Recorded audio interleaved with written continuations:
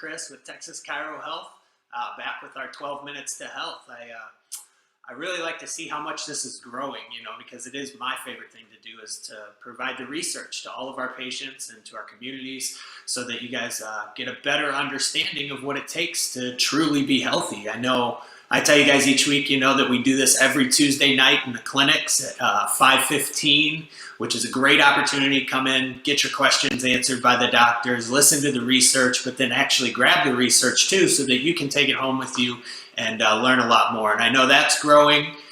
Maybe our healthy snacks and green smoothies have something to do with that, but we love doing it. So it's great seeing more and more people in there. So thank you guys. I really appreciate it. And let's go ahead and get started with the research that we have for you. What we're looking at here is omega-3 fatty acids, well, polyunsaturated fatty acids, and how they're regulating gene expression. So how our genes are expressing themselves based off of what we're putting into our body. Because as I always tell everyone, that really matters, what we're putting into our body, right? How we're eating, moving, and thinking, like we always talk about. So this study was done by Sampath and Natambi. Natambi has done a bunch of studies on omega-3s and the effects that they have on the body and why they are so essential to our health. And this is just another one that he was a part of. So this one looks at polyunsaturated fatty acids. Now there are a lot of polyunsaturated fatty acids. This focuses on two main ones, omega-3s and omega-6s. Which is great because those are the two most common that we see in our diets. But there's a lot of other polyunsaturated fatty acids too. And when you do this kind of research, what you find is that they group everything together as polyunsaturated fatty acids. Well, all of these fatty acids are really different, right? Omega-3s are very different from omega-6s. In their length of their chain and their composition and how they're put together, what they do to the body. One's pro-inflammatory, one's anti-inflammatory, like we'll talk about, but there's a lot of differences. So this is a great study because it isolates these two and compares them to each other and sees the effect that they're having on the body so that they don't all get grouped together. I know at least once a year I hear that omega-3s are bad for you from a patient. Saw a study on CNBC or whatever it is, it came across on Google, and omega-3s are not good for you. And the problem is with that study, and I know exactly which study it is, it comes out every year, they try to put it back out there, but it groups all these polyunsaturated fatty acids together. And you just can't do that because they have such different effects. So this is a great one to examine those effects and see the difference between omega-6s and omega-3s. And I think the key to everything in life is balance, right? You do too much of one thing, it's gonna be bad. You do too much of anything, right? So balance is absolutely key. And when we look at omega-3s to omega-6s, and as you can see on this slide, they say that a ratio of 1 to 2 is ideal for human beings. And I agree with that. I agree that that's better than where we're at, but I think it should be closer to 1 to 1 just because of the newer research that has come out. So 1 to 2, 1 to 1, anywhere in there, you're doing yourself a lot of good compared to where we are now, because as you can see, what we're actually eating and where we're actually at right now, we're more like 1 omega-3 to 20 to 25 omega-6s. All right, and omega-6s, like I mentioned earlier, are highly inflammatory. So being that they're inflammatory, if we have a lot more inflammation in the body and not enough anti-inflammatory effects, we're going to run into chronic disease. I tell you guys all the time that inflammation is the root cause of our chronic diseases. So some of the places, you can see the foods and stuff, and we'll talk about that too. But the important part is we've got to get more omega-3s into our diet because we are so high in omega-6s. All right. When we look at where they're found, omega-3s are found mostly in cold water fish, right? But they're also found in good grass-fed, grass-finished beef. They're found in, pasture-raised chickens. They're found in pasture-raised eggs. When those animals are eating a diet congruent with their species type, they produce omega-3s that are great for us. So it's not just fish, okay? Fish is a big part, but there's plenty of plant sources too. You have avocados, which are high in fiber and good omega-3 fatty acids, flax seeds, nuts, seeds in general, right? And nuts in general, things like that. but not too much on the nuts and seeds. We'll talk about that in a second. But salmon is a very good source. But salmon is a good source because they eat smaller cold water fish like sardines and things like that that are very high in omega-3s. And those are high because they eat algae. And that's kind of where it all starts from. So those small fish, if we could eat more of those, which other countries, especially Mediterranean countries, incorporate a lot of the smaller, I guess, feeder fish for the bigger fish in their diet. So sardines and things like that, anchovies, you'll see a lot of that stuff. They are packed filled with omega-3s. The problem with salmon is great. As long as it's wild caught, you know, it's from nature, it's eating the diet that it's supposed to, it's going to be very high in omega-3s. But if we all started eating salmon, we would run out quickly. There's just not enough of it. That's the great thing about the small fish. They're very sustainable. There's tons of them. They're not endangered at all. If we all start eating them, we're going to be just fine. There'll be a good source of them. So just a couple of notes there, right, on where to get your omega-3s. But don't rule out good grass-fed, grass-finished beef, the pasture-raised chicken, and the pasture-raised eggs as well, because those are great sources of omega-3s. They've caught a bad rap because of conventional farming and, you know, the food industry and what they've done. But if you get good meat like that, you're going to get a lot of omega-3s. When you look at omega-6s, they're found in your grains and in your seed oils, okay? Your vegetable oil, canola oil, there was almond oil was big for a while. It's found in all those seed oils. Now, I get the question a lot, well, what's the difference between that and olive oil or avocado oil? Because those are better for us because they have more omega-3s than they do omega-6s and better just short-chain fatty acids. And the thing is that these oils that are high in omega-6s are made from the seed. They press the seed, they get the oil out of it, and that's what we consume. The other ones are actually made from the fruit, okay? And I've been listening to a lot of other experts that have been talking about why seed oils versus the fruit, the pulp of the fruit, pressing the actual olive, pressing the actual avocado, not the seed, is better for us. And it's an evolutionary thing, which it makes sense to me, right? The fact that plants can't move, they can't run away to save themselves. So they build up defense mechanisms, and their seed is how they reproduce. So if we're pressing that seed and getting all this oil out of it, and we're doing this too much, right? Like I mentioned, that nuts and seeds, there's a benefit to them as well because we do need some omega-6s. Our bodies don't make them.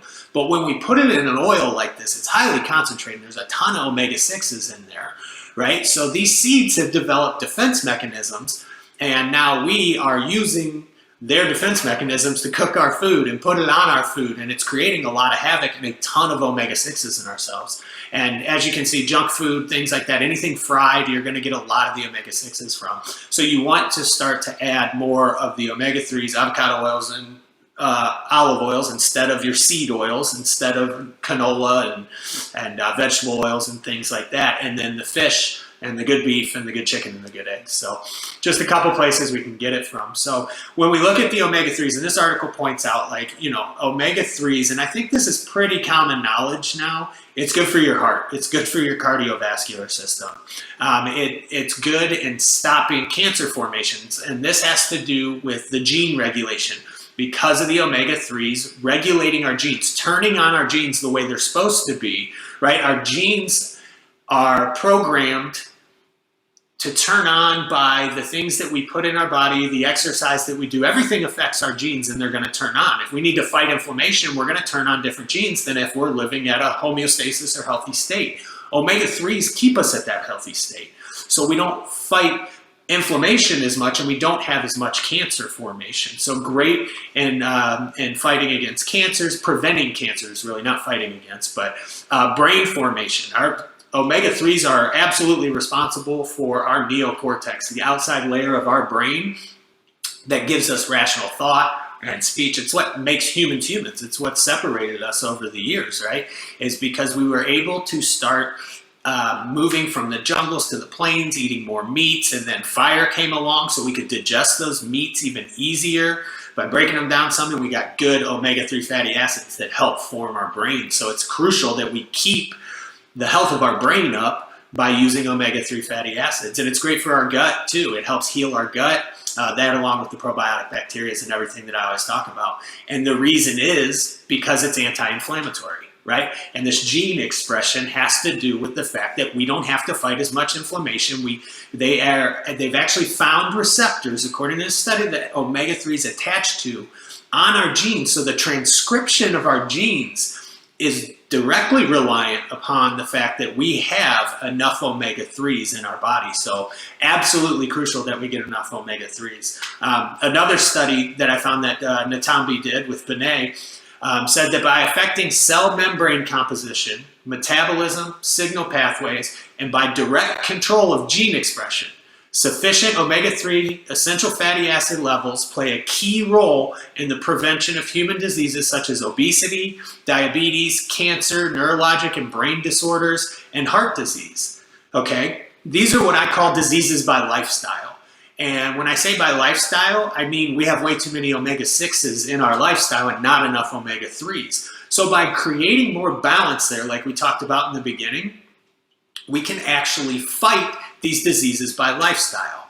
Now, I don't want you to think that, oh, if I take omega-3s, then I can continue to eat burgers, I can continue to sit on the couch, and I can continue to be stressed out at work all the time. Because if that's the case, you will develop these diseases by lifestyle. Omega-3s will not save you. They are part of an overall lifestyle that are absolutely essential. Okay, exercise is the same way, controlling your stress the same way. Eating the right stuff, same thing, right? We've got to take care of ourselves holistically. There is no one-punch ticket, all right? There's no miracle cure, there's no pill, there's nothing that's going to do this for us besides living a lifestyle that's congruent with our species. So this study here does show that omega-3s, yes, have that ability, but it's not a end-all be-all, okay? So make sure that you understand, yes, absolutely crucial that we get the omega-3s, but we've got to incorporate movement and stress control as well. So there's a lot of omega-3s out on the market. I had a patient the other day that I was sitting down with one of our docs, and we were going through, he sent us a picture of his omega-3, forgot to bring it in. We asked that everyone does because we want to make sure you're on a good quality product. And there's not a lot of good quality omega-3s in the United States. They're not regulated. People can produce them any way they want. They can use a insufficient source. They can use a genetically modified source, you name it. So you've got to make sure it's a good quality whole organic source. When we were looking at this one, it said right on the bottle, made from concentrated omega-3 sources. Okay, so it didn't even actually give the fish or whatever it was using to create, to pull the omega-3s from, and then it went ahead and admitted they were concentrated. Now to most people this sounds good, but that's a marketing technique, and this happens a lot, especially in nutrition, where we use certain words because they sound good to people. But when you hear a concentrated omega-3, what that means is they actually broke the bonds, okay, rearranged things, put it back together, removed one of the essential fats, which is DPA. We all know about EPA and DHA, right? But there's another one called DPA that's essential to the delivery of EPA and DHA and our cell metabolism and our gene expression.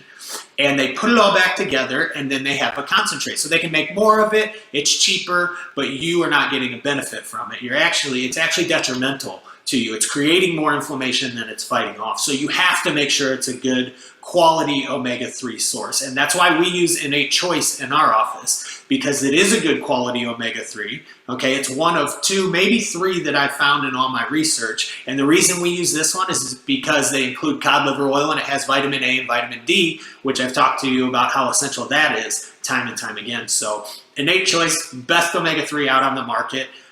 Make sure that you are taking, if not Innate Choice, another good omega-3, and then get your vitamin D somewhere else, and your probiotics as always as well. But I know that's a lot of information on omega-3s, and just the breakdown of how to buy them and what to look for alone could be, an hour to health or whatever it is. But that's why we do these talks. That's why we have people in the office Tuesday nights at 5:15. That's why we're back out in the community bringing lunches to businesses so that we can sit down and just talk to them about what it is that we do and the research behind it. and just get out there and try to help educate people. That's the most important thing to us. If we're going to truly make people healthy, they've got to understand how and why. That's what's important. And it's also why we do this special offer. The $39 donation covers your first visit in our office, the x-rays, the exam, the consultation, and we use our spinal health assessment that I talk about because it's such a great tool for us and for you to see what's going on because it assesses your whole lifestyle. It asks the questions about omega-3s, about vitamin D, about your diet, your exercise, how stressed you are, and it also focuses on the areas of concern that you come into the office for. So this is really, it's a no-brainer to just pay the $39 donation to our local monthly charity and get all that stuff done for you. We can show you all the results. It's all included. And then we can come up with a plan to help you get your health back on track, help you get out of pain, whatever it may be. We're here to help you guys. Join us in the office, come visit the doctors, come get your questions answered. If your company's one of the companies, that would like for us to bring you lunch and do some of these educational talks, we'd love to do that for you as well. But most importantly, start to get your health on track because you cannot help other people be healthy unless you're being healthy yourself. You can't pass on what you don't have. So $39 donation, guys. Take care of it. Let's get you taken care of. I look forward to seeing you guys in the offices, and I appreciate you guys for joining us for our 12 Minutes to Health. Thanks, guys.